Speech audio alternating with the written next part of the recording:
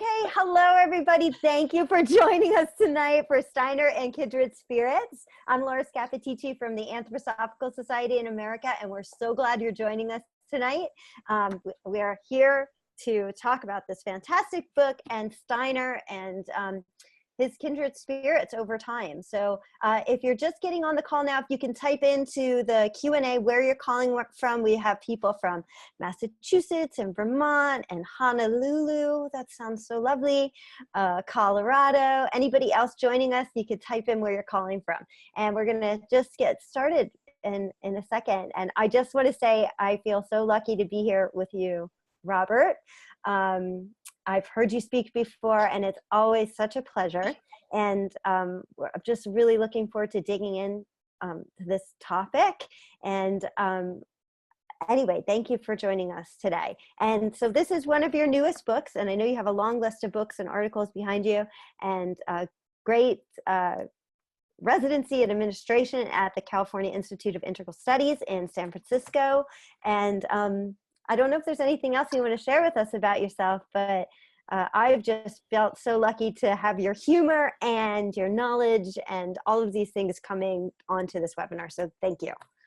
You're welcome. Well, as everybody can tell, it's a great treat to hang out with Laura and solve technological problems as we did in the last 20 minutes and have a conversation. And she's smiling through the whole thing. In the meantime, I'm ripping out my fingernails. Okay, so I should start talking? I think you should start talking. And you know, if you're still just joining us, you can type in where you're calling from, and we'll read that out. You can use the Q&A, and we're going to have time for questions and answers on this call too. So thank you. Okay. Well, my introduction begins with only one written sentence, and the rest will be spontaneous, which isn't to say unprepared, only that I won't be reading. But I will begin with this much of an introduction from the first sentence of chapter 1 called Kindred Spirits, the Possibility of Spiritual Knowledge. And the sentence reads, because I believe that Rudolf Steiner is neither the only word nor the last word. This book is about the worldviews and insights contributed both by Steiner and by other thinkers, some of whom are also activists, who seem to me in some respects as deep as Steiner in the same fields, as well as more contemporary. I'm going to do one more sentence. This book assumes that more than one spiritual thinker is needed for anyone searching for light in a dark spiritual environment. Okay, so the book, I'm about to read out. Yeah. That it is the moving around. The book is 12 chapters, and they are Kindred Spirits, which is just the idea of who are these people, and are there such people? Are there other amazing, astonishing figures? Sometimes people who are influenced by Rudolf Steiner think that he's the only one, and then there's a sort of drop to ordinary people like us. But in fact, there's lots of grades and levels, and there are people like Steiner and pretty close. And then there are people like us, but there are people a little ahead of us.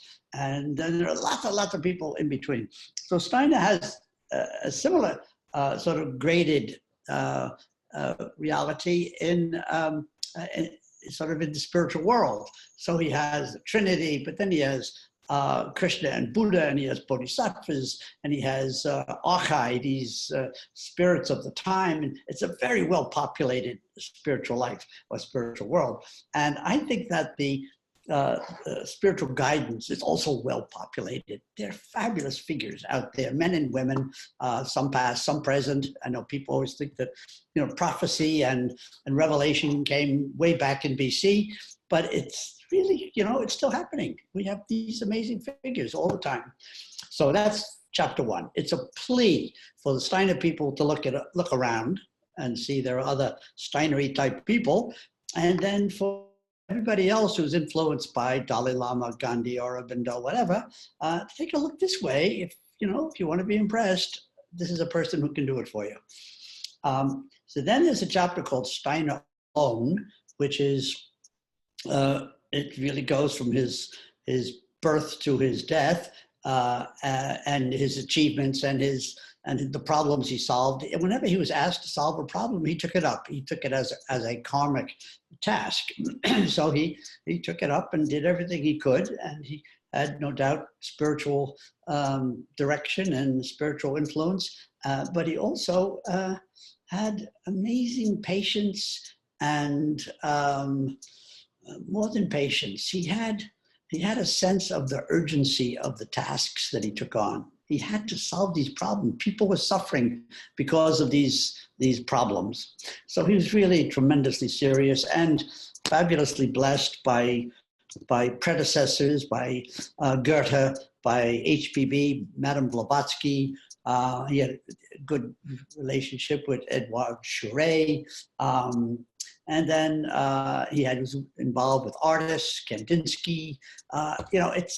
It was a very rich life. And before 1900, so let's say in the 80s, he had a kind of bon vivant kind of life.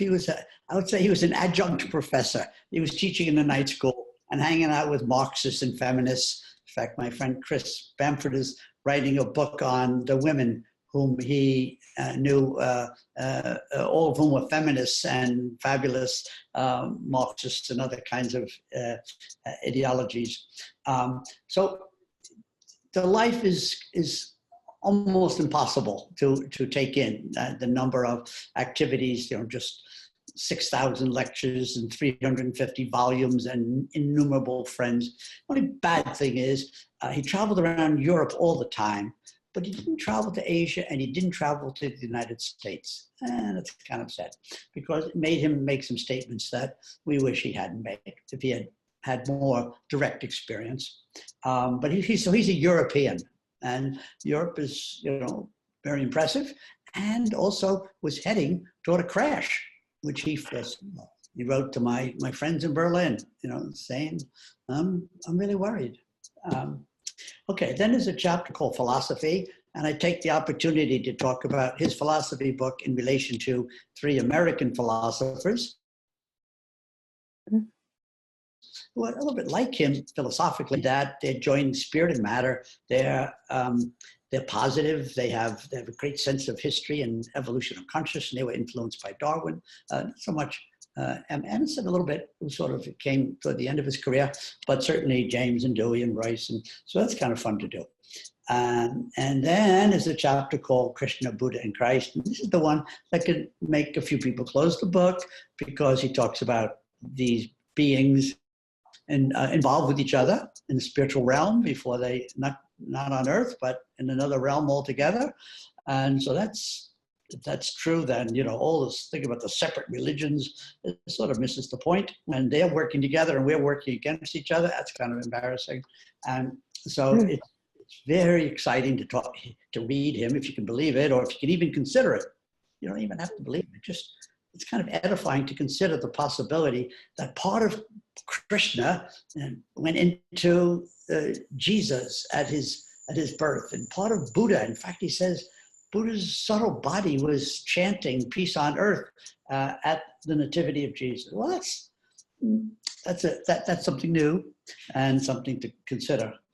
Wow. So I'm just going to tell people, if you are coming up with questions as we go, either jot them down or type them in, and we'll be able to ask. And right now, Robert, you're just giving us an overview of this book that's packed with incredible information. And then, we're going to get into more details. And I already have a question of my own that I'm holding on to. So feel free, everybody, to jot those questions down or type them in. And we're going to keep going through and giving you an overview of a sense of who these kindred spirits are. Thanks. I promise not to go past a half hour to leave time for Q&A. Okay. Okay. And since I'm a professor, I know how to keep track of time. Okay. So then there's a chapter called The Goddess Sophia, which is about the idea that there is one being, Sophia, and manifests in different ways. Manifests through the Dalai Lama, manifests through the Aurobindo, the mother of the Aurobindo ashram, manifests through Isis, manifests through Mary, the mother of Jesus. And this being has fabulous creative power and is very subtle, and very kind of in the Christian tradition. most of the big claims about I was in the beginning of the world and the whole world came through me, which is actually is just as true of Sophia as it is of Christ, but most of the texts don't say Sophia, they say Christ. Just as in the Indian tradition, it's more Shiva than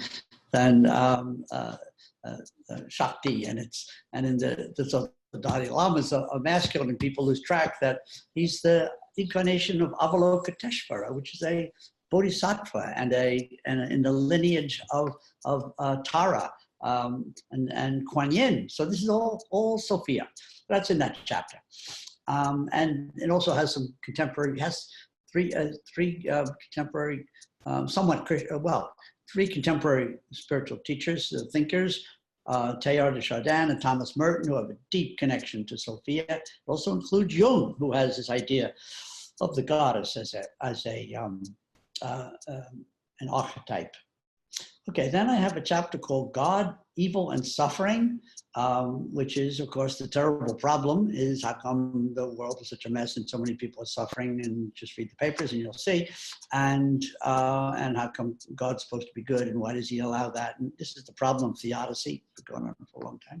And so I begin with Martin Buber, a Jewish philosopher who lived through the Holocaust. And so he's deep into this problem of Job, very wise. Actually, Buber doesn't actually solve the problem. He finishes in saying, that's as far as I can go. It's mysterious. I'm just stuck with it. It seems like a wonderfully wise and honest answer. Jung tries to solve it by saying, oh, well, the divine is half good and half bad, and kind of splits it in half. And some people like that, some people don't, but he's a heavy hitter, so that's worth looking at. And then we do Steiner, talking about how evil is the instrument of overcoming and developing makes love possible, or the overcoming of evil is the task of which he thinks will win out in the end. Then I have a chapter called Social Justice. Sorry, I'm just coming off a 4-day cold cough. I have a chapter called Social Justice, which is a Gandhi chapter. It's about nonviolence, and it's Gandhi, King, Dalai Lama, Tutu, and then Steiner, who is not a pacifist. I don't think it means he doesn't love peace and he's against war, but I think it seems overall that he thinks that's just not going to happen. That evil's pretty big and pretty stubborn. So that's a whole interesting question. And then there's a chapter on education where I talk about Maria Montessori, who was part of her life. She was a theosophist, and John Dewey, who's not a spiritual teacher at all, but in a certain sense, in a certain sense, I should have poured him some water. That was stupid. Next time, Laura, you tell me. Next time. And nothing can be done. Dewey was really a saintly man and loved children and did everything possible to make it possible for children to learn in public schools. Wonderful man. And then, of course, I talk about Waldorf education, which is such a fabulous gift to tens of thousands of children and the teachers and the parents. So then I talked about art and aesthetics, and it was really hard to find somebody who did so many arts as Steiner and who kept art and spiritual practice together, because in the modern West, they've been separated probably since the 17th, 18th century, along with the rise of science and a whole new worldview. And so I was thinking, who does all these arts? I really couldn't find anybody for the longest time.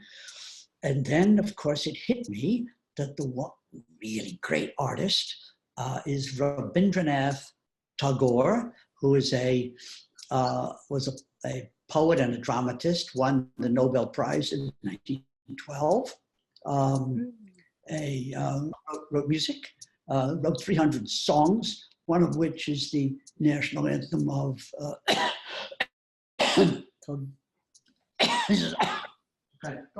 That's all right. I don't have water, but I have tangerine. Improvise. One, one, um, one of his songs is the national anthem of India, and another is the national anthem of Bangladesh. And he is just absolutely fabulous. So he's comparable to Steiner. Kind of fun. And then I do something, this is the ecological chapter on behalf of Gaia. And I talk about Teilhard de Chardin, the great French Jesuit mystic, scientist, lover of the earth. And his foremost American exponent, who was Thomas Berry, who I knew when I was a teenager and stayed friends. And that was very, very special. And then I sort of wandered off into Steiner, and he went into ecology. But then we came back again because we're all connected to Mary Evelyn Tucker and Brian Swim and et cetera. I'm just going to show people. That's There's from the book, some of the pictures of these folks in that section. Rachel Carson in effect, started the ecological movement in 1962 when she wrote Silent Spring. And there's Mary Evelyn and her husband, John.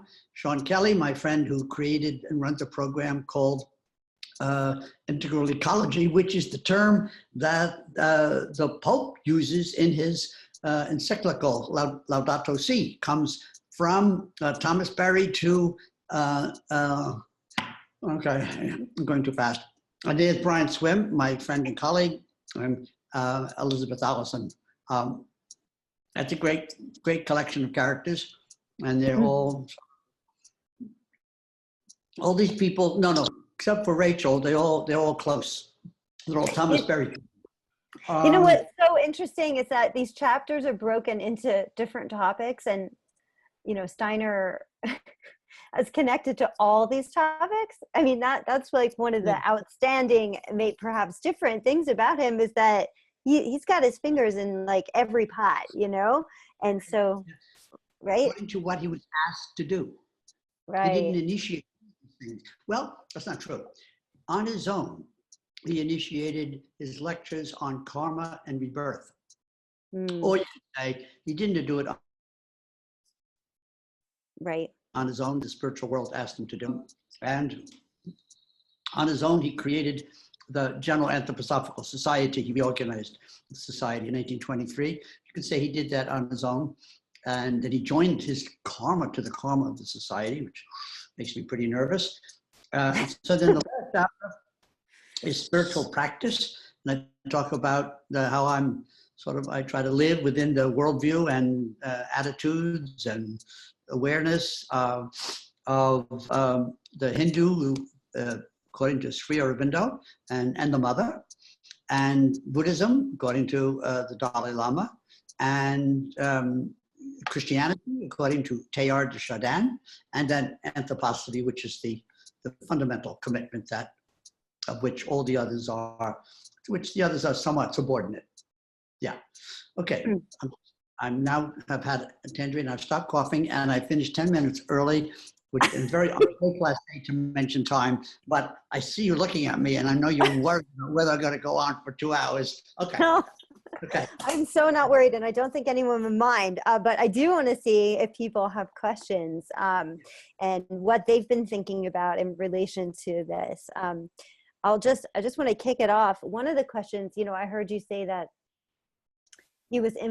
Steiner was influenced by the dire circumstances of his time.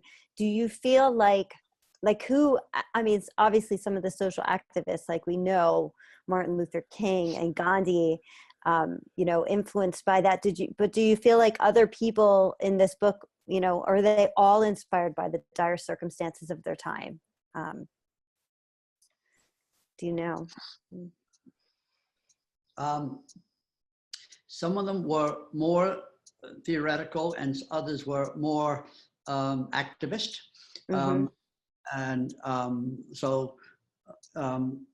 But nobody is in the book who's merely an activist. Everybody, to get into the book, you had to have a deep insight or a deep worldview that you advanced. You had to be large enough in your thinking and activity to have people come around you in some way, if not during your lifetime, then afterwards. So, but very unusual to have somebody who is such a deep thinker, researcher, spiritual knower, who's also writing all these trains through the night to give these 6,000 lectures. Just, you know, he would stand in front of the room and for 50 minutes would say what he sort of thinks in an intuitive way. He's not channeling, but neither is he, you know, quoting from his notes. He's speaking what he's, it's a different kind of thinking. It's a spiritual thinking. Mm-hmm. That's unusual, and maybe even impossible for anybody else to imagine. So he's the top of the line in this book, and he was influenced by the time in two ways. The short term, he was influenced by the damage done by the First World War and the depression that followed, and then the rise of Nazism beginning in 1923. And they followed after him, and they threatened his life in the last 2 years of his life. So in that sense, he was contemporary, very contemporary. I wonder whether he was able to foresee how his society, his followers, would totally come apart over the war and the two sides. Germany and Austria versus everybody else. And it seemed like his widow, Marie Steiner, was on the wrong side. And Peter Wegemann, the Dutch doctor, his closest collaborator, was on the right side. And we should do right and wrong lightly, but when it comes to the Nazis, I think you do have to do really, really wrong. It's not true that everything is also, you know, there were nice white supremacists, or that they were nice Nazis. Not with respect to the Nazism, it wasn't nice. Right. So I don't know how many people saw, but he did write to the German friends and said, you know, he's really suffering what they're going to suffer. Mm-hmm. And I wanted to say one more thing about the sense of the time, and that is, he really is paying attention to the whole evolution of humanity and the possibility of love and freedom. In that sense, everything is urgent. So he's trying to expose the tempters who are working against our time. One says, everything's all right. You don't have to, you know, you don't have to pay taxes. You don't have to show up on time. You don't have to do safe sex. Everything is fine. And we're already holy, we're spiritual, and these other people who are not spiritual, but we are. So that's the Luciferic temptation. It's presumption, spiritual presumption. But the big deal at the present time is Ahriman, who says everything is nothing but matter. And so anything you think is spiritual, basically, look, again, it's really matter. So he's very concerned about the influence of those tempters, but especially Ahriman, who are way into materialist thinking, which, you know, plastic food, technology taking over conversation, all that kind of stuff. Mm-hmm. Deeply concerned. Okay, so now we have questions from Laura. Now you're just going to have to back off. I'm getting another tangerine. No, I'm going to stop. Okay, you get another tangerine. And now, if you have questions at all about anybody in this book or about Steiner's relationships or how you could see them intersecting, you can toss your question into the ring here. Sometimes it takes a couple minutes for people to ask questions. I don't know. I'm not seeing any pop up. That doesn't mean people aren't trying to type them in. Okay. So we in the email that went out, we talked about. I'm sorry, I mentioned her name, the environmentalist that Mary Evelyn Tucker. Could you say a little bit more about her? Because I feel like she's kind of not that well known, and what do you see, what's kindred there with her? Okay, I love talking about Mary Evelyn Tucker. So in the 1960s, she and I were both students of Thomas Berry, and she did a doctorate at Columbia, and Her husband, John, did a doctorate with Thomas. I didn't do a formal study with Thomas, but I used to see him all the time and we talked. So Mary Evelyn took up the work of Teilhard de Chardin, the French Catholic Jesuit mystical scientist, paleontologist, who did research in China for 20 years. So she took up that work as interpreted and advanced by Thomas Berry. And she's created a field, an actual large academic field in the academy called Religion and Ecology. And she and her husband, John, edited 10 enormous volumes, each volume for a conference at Harvard for a year, and a year in preparation. Then they met for about 10 days on all the essays on the ecological insights of each of the world's religions. Wow. So you're trying to figure out, are the religions for or against ecology? If people were religious, would that be good or bad? Well, it turns out it's half good and half bad. Some of the teachings in the religions are really old teachings before there was an understanding of the crisis. And so they don't really help at all. But then there are other great insights about the spirituality of the earth and of nature and of matter that can be pulled out and used as insights and inspiration. So she just excels at the ways in which these 8, 9 religions are relevant and also slightly a problem. There was a famous essay by L.L. White accusing Christianity of being the primary cause of the ecological catastrophe that we're experiencing. But of course, she and John and Brian Swim and some other people are able to show that actually the ecological catastrophe began with the decline of the influence of Christianity. It really began with the beginning of the disenchanted worldview that came about by modern Western technology. It didn't come about from Asia. It didn't come about from Christianity. It came about from Bacon and Newton and Descartes and the whole dualist way of thinking. So this is a huge topic, and Mary Evelyn is just especially good at it, and she lectures very widely. She and Brian did a film called Journey of the Universe, a 50-minute film. It was very inspiring, beautifully done. You can get it on YouTube in a minute. So the Journey of the Universe. So that's Mary Evelyn. Ooh, I love that question. I could go on and on about her. That's great.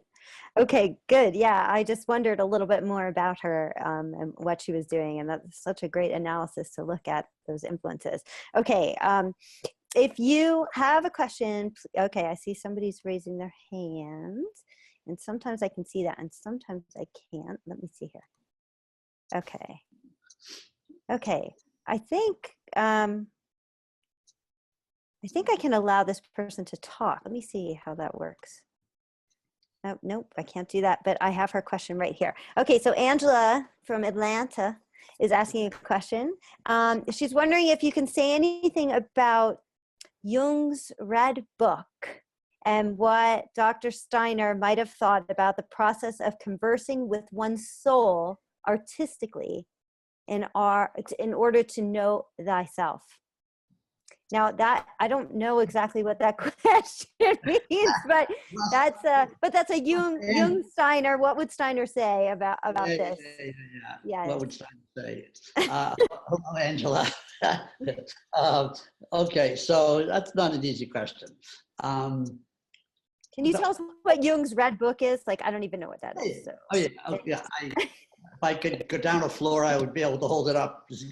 Okay. For those people who don't know what the Red Book is, one of the doctoral students, Becca Tarnas, just last week gave a doctoral dissertation defense on the Red Book of Jung and the Red Book of Tolkien, the similarities between the two. I know, it was great fun. Wow. Great fun. Now, the Steiner and Jung. It is thrilling to compare these two enormous figures. These may be the two biggest thinkers of the West, in the sense of profound implications for anybody who's paying attention to them. Doesn't mean that everybody is. In fact, there's a lot of pushback on both. But so Jung started out he was a psychiatrist, he was a doctor, he was working on the blockages in the unconscious, very like Freud. In fact, he was a young colleague of Freud. Sorry. And so when they met for the first time, they talked for 13 hours straight, and they thought they had this father, son, older colleague, younger colleague, beautiful thing going. But it was also a little doomed in that Jung was not going to be anybody's follower, and Freud wanted a follower. He not only wanted a follower, he wanted Jung, who was the best, the most promising person himself, and he wanted a Christian follower, because the movement at that time in Vienna was mostly Jewish. And since Vienna, like most of Austria and most of Europe, was profoundly anti-Semitic, Freud was trying to solve that problem by using Jung as basically as sort of part one, part two, etc. And that was a good idea, except that it came apart in 6 years of trying to get along until they finally exploded. And Jung said, I need you to accept the dogma of the Oedipal complex. And Jung says, I can't accept any dogmas about anything, least of all about that. And so it's a big split. Then Jung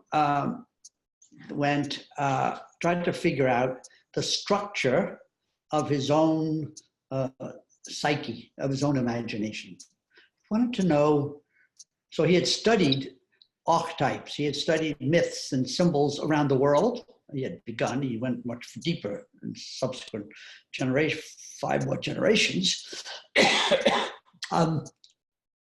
But he wanted to understand his own myth, his own, what was in there, what's down in there that's welling up and leading him to do what he's doing and thinking the way he is.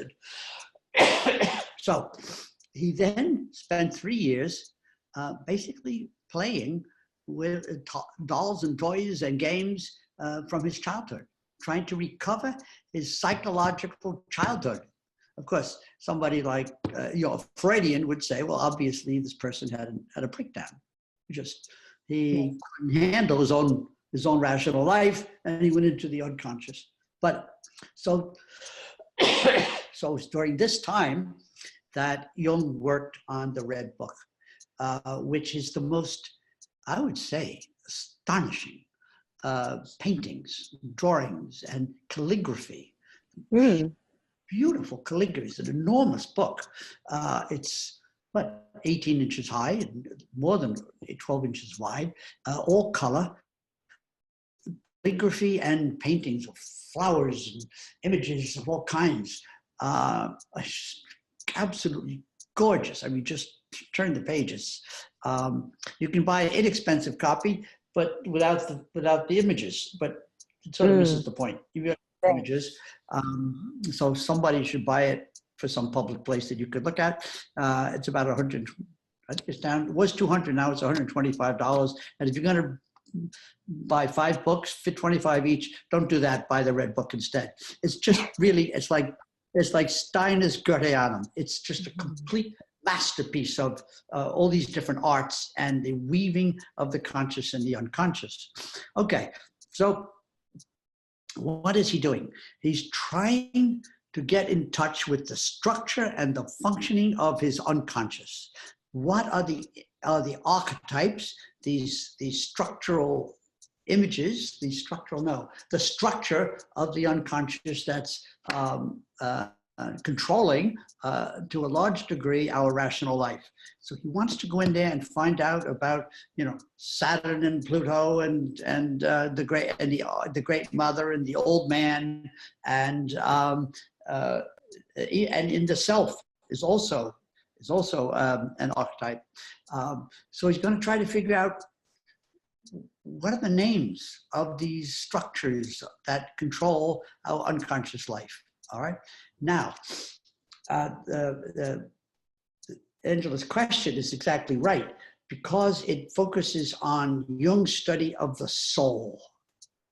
And that's what Jung was trying to do, the modern man in search of a soul, right? He's always talking about the soul as the part of human life that's underdeveloped, right? This is our affect, it's our imagination, it's our artistry, our language, etc. But one of the differences that I think is the case, but it's, you know, a person could disagree on this point for sure. One of the probable differences between Steiner and Jung is that Steiner also worked on the soul, all right? And gave a lot of exercises for soul cultivation. Chris Bamford and Robert Sardello all have written quite a few books on soul cultivation, all right? And this, but for Steiner, the soul is not the ultimate principle. The soul is one sort of below and is temporal and is more local in a certain sense than the I, which is the ultimate principle. Sometimes we use the word spirit or I or spirit. And so now, does Jung have that principle? He doesn't have the concept. He has the soul. But in the Middle Ages, like Thomas Aquinas talked about the soul, but it had two parts. It had the part that's like what Jung means by soul and Steiner means by soul. But then in the case of Thomas Aquinas, it's also the I, the immortal principle. So the soul is both is temporal on earth, but immortal after earth. It could be that Jung's idea of soul encompasses both. So when you're doing the individuation, when you're trying to make a full life, then you might be doing more than the soul. You might be doing some I principle. Now, here's a difference which may really tell the story. Namely, that,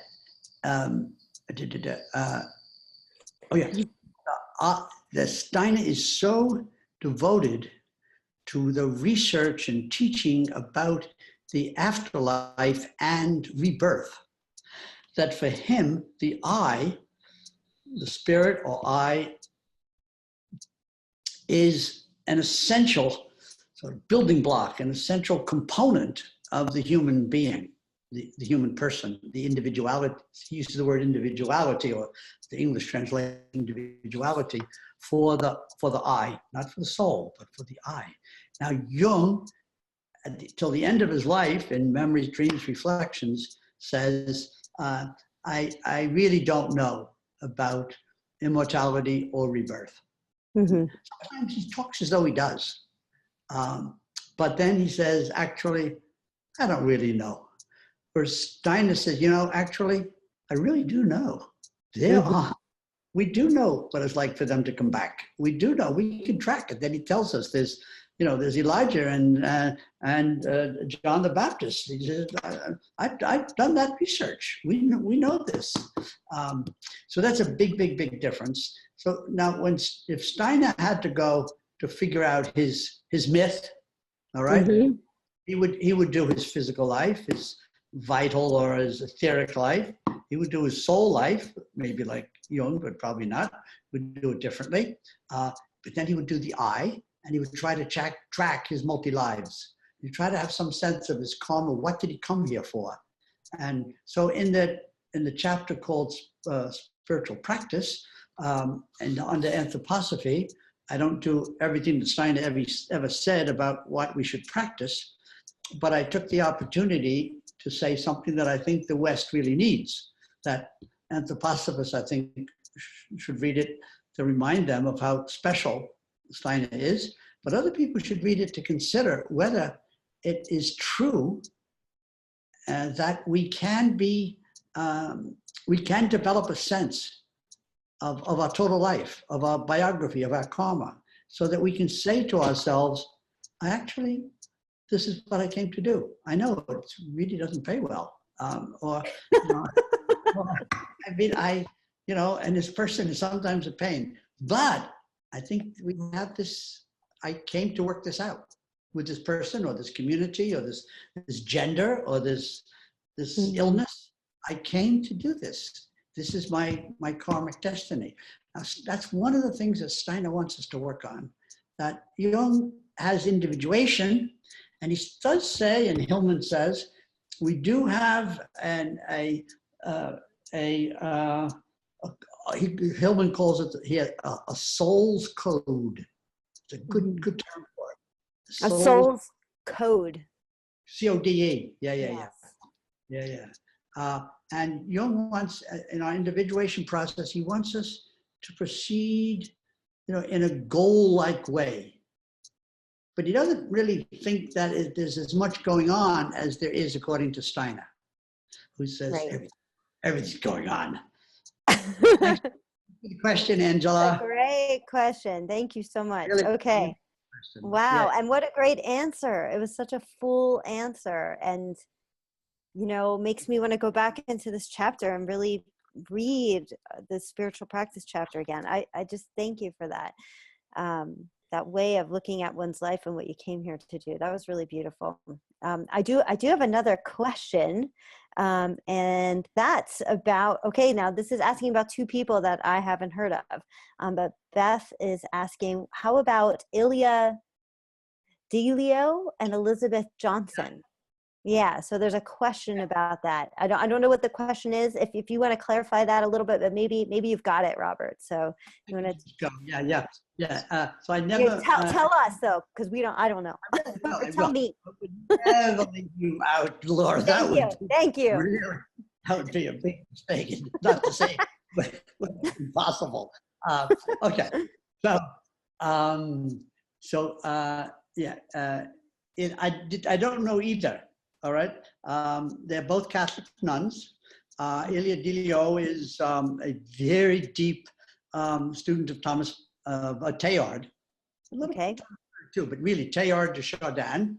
She's an ecologist and has a deep sense of the spirituality of matter, which is a great Teilhardian teaching, Teilhardian experience. So those of you who don't know this, Teilhard, his name is spelled Teilhard, but it's French, so it's not pronounced Teilhard, it's pronounced Teilhard, and that's half of his second name. His name is Teilhard de Chardin. His first name is actually Pierre. Nobody ever says Pierre, nobody ever says de Chardin, they just say Teilhard. So he's vast and beautiful. He's really inspiring person. So just small thing about Teilhard. There was a First World War. He was a priest. He was deferred, but he volunteered to go into the French army, and he was in a regiment of Muslim men, I think Algeria, who were fighting with the French. In a foxhole where people are being poisoned for 3 years and bayoneted. Like all of a sudden, the Germans would come over the trenches and jump in like that. It's like the Civil War. It's just really grotesque, and people are dying all around him. And for 3 years, he wasn't wounded or killed. And all the time, when they weren't being attacked and poisoned, he was writing letters to his cousin Marguerite, which are sometimes long and very beautiful letters about the state of the world, what's happening, what's going to come from all this. Sorry. And this is called Writings in Time of War, 1917. It's as good as any book anywhere. It's just gorgeous. And he was given all kinds of awards for bravery and for fidelity, and never asked for a promotion. He stayed with those men, right, day in and day out. And he really was a Jesus Christ person who believed that suffering is redemption. And he suffered with the men, and he looked for the opening of a new world. Well, the world that came was the Depression and the Second World War. So I don't know what he would have made of that. Thomas Berry said that Teilhard was too optimistic about the future and about technology. Thomas wasn't optimistic about either. So Delia, I've not read all the books. There are 2 or 3 on my shelf. I've read in all of them to get a flavor, and I would love to really read her carefully. She's in Washington, and I knew about her first from Ursula King, who's a good friend of hers, Ursula King being a really great Teilhard scholar. It was Ursula who discovered Teilhard's writings on the Asian religions when he spent 20 years in China. Okay, second one is Elizabeth Johnson, and her major, she has 3 or 4 works, some of which I've read, and the one I really read is She Who Is, and she's a Catholic nun at Fordham. She might be retired. Very sane, scholarly, not contentious, really, I would say an inspiring person. And her idea is that we have to reconceptualize the Trinity, which is, all masculine, because it came about during the patriarchal era, which began in maybe 1000 BC and is still holding strong, because the patriarchs haven't given up their power, and most people who have power don't give it up. And so she's trying to reconceive. It's a very hard project, though, because you have to get involved with, whether you want to duplicate the Trinity or whether you want to replace it. I mean, there aren't good options, There's a nice, wonderful priest at Grace Cathedral, where my wife Ellen and I go, and who does say Mother, Father during the various prayers, Our Father, and whatever.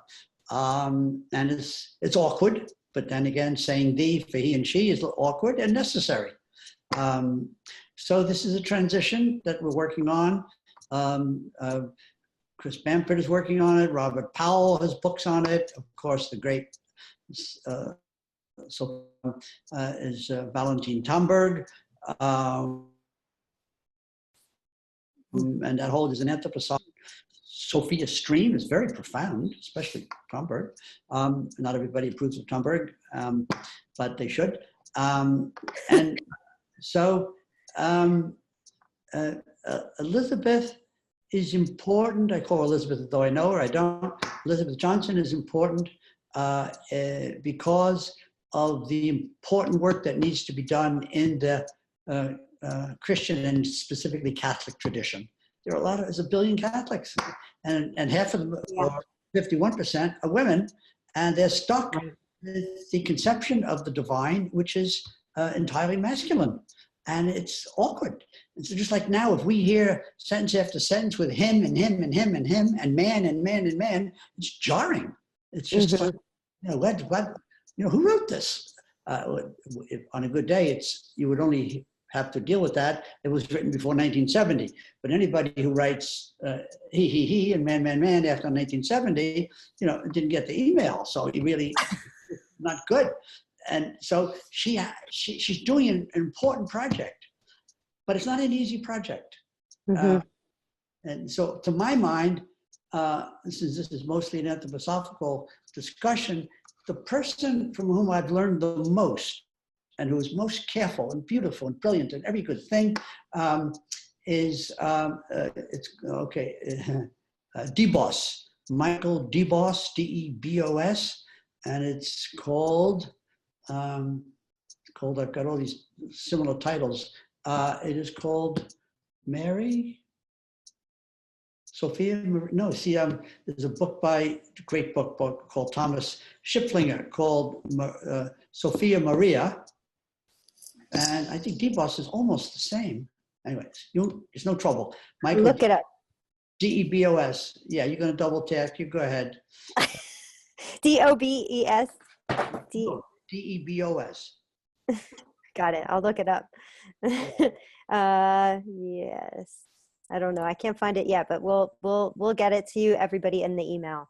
Okay. And that Sure, the person looking for who asked that question. So if it's something particular and I didn't hit it, we could try again. No, I think that's great. I think you did. And she said, thank you. And she said her last two books were Ask the Beasts. This is Elizabeth Johnson. Ask the Beasts. And that was about evolution, and The Cross and Creation. So those are her most recent books. And, you know, it seems to me if that project's going to get some traction, now seems to be the time when that project is going to get traction with the Trinity. That's really amazing, especially with everything happening in our society right now. And I'll look at that other book and make sure to include it in the email. Make a point about that, Laura. Mm-hmm. So the point of the chapter on Goddess Sophia is to reconceptualize the divine feminine in the hope. Well, first off, it's good if it's true, but also it could have positive implications. But here's a sadness that although I still believe it's really important for this to be done and that it will have positive implications, the two religious cultures that are especially devoted to the divine feminine are Roman Catholic and Hindu.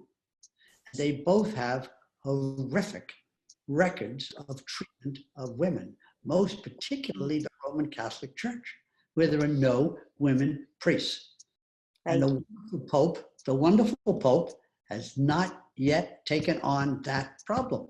And even though there's all this beautiful adoration of the Virgin. So Indians, with their many, many goddesses, I mean, they burn women who don't behave.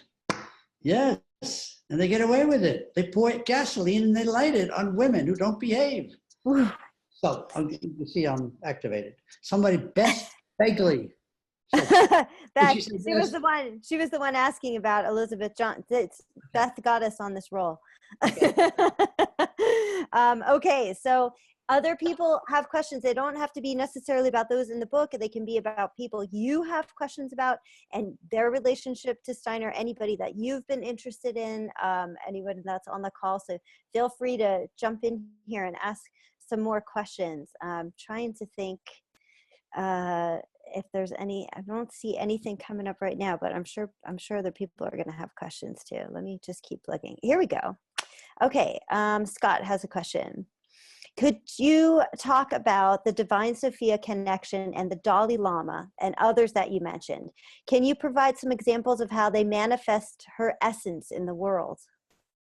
We're on to the Divine Sophia right now. This is the topic. So, and then I do have another question in here too. Oh boy, yeah. Okay, I have a few more. So this one links to what we just said, and then I have a couple more. So do you think you can answer that in 120 seconds? So I could get to the other questions. So we have about 7 minutes left. Okay, so. Okay, I'll talk fast. Do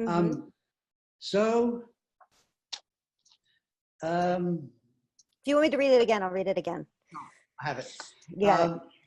One of the important points that's easy to lose and hard and important to sustain is, I was hoping you were going to hand me that glass of water, Laura. Here you go.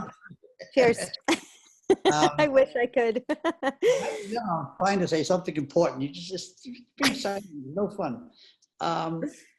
Okay.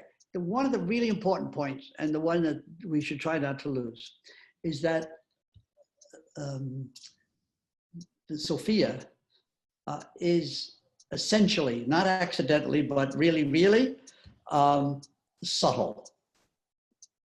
So mysterious, numinal, but absolutely interior, and it's like rhythm. It's like patterns. It's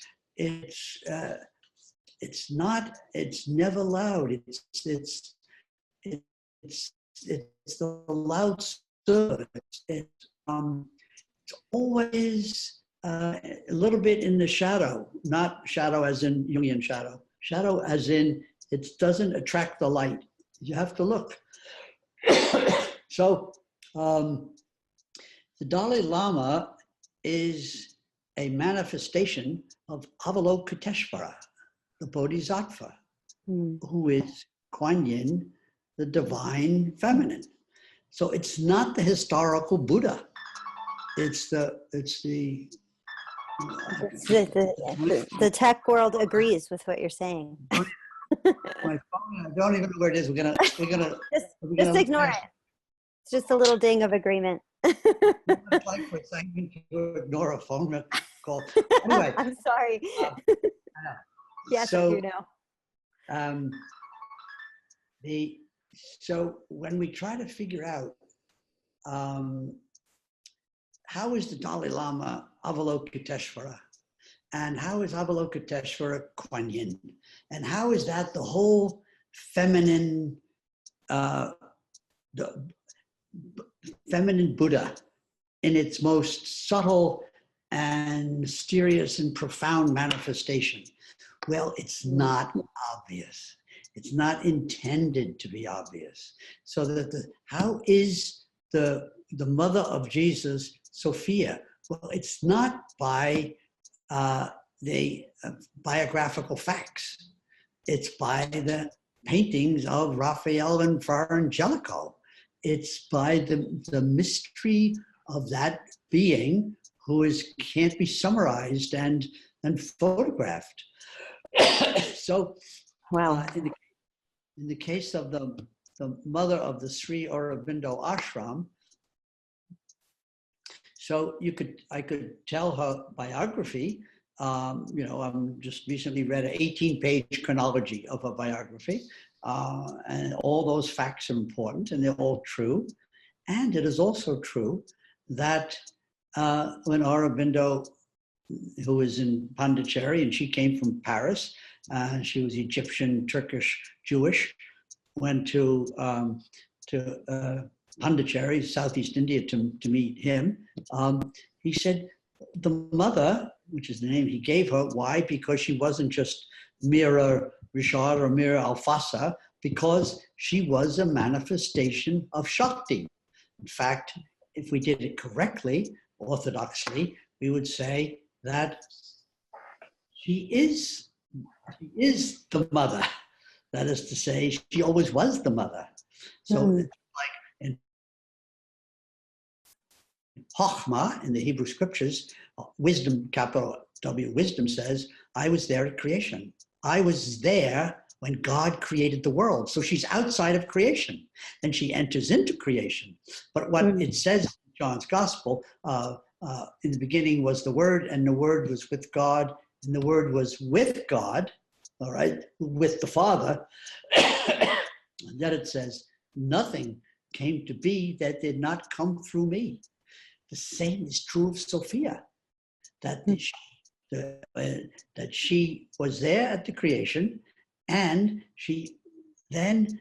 but nothing came to be that didn't come through her. So, oh my gosh. It's very subtle being. All of these astonishing women are manifestations. Now, they may not be complete manifestations. So, the mother of the Sri Aurobindo ashram is thought to have had some deep rebirth karmic connection to Elizabeth I.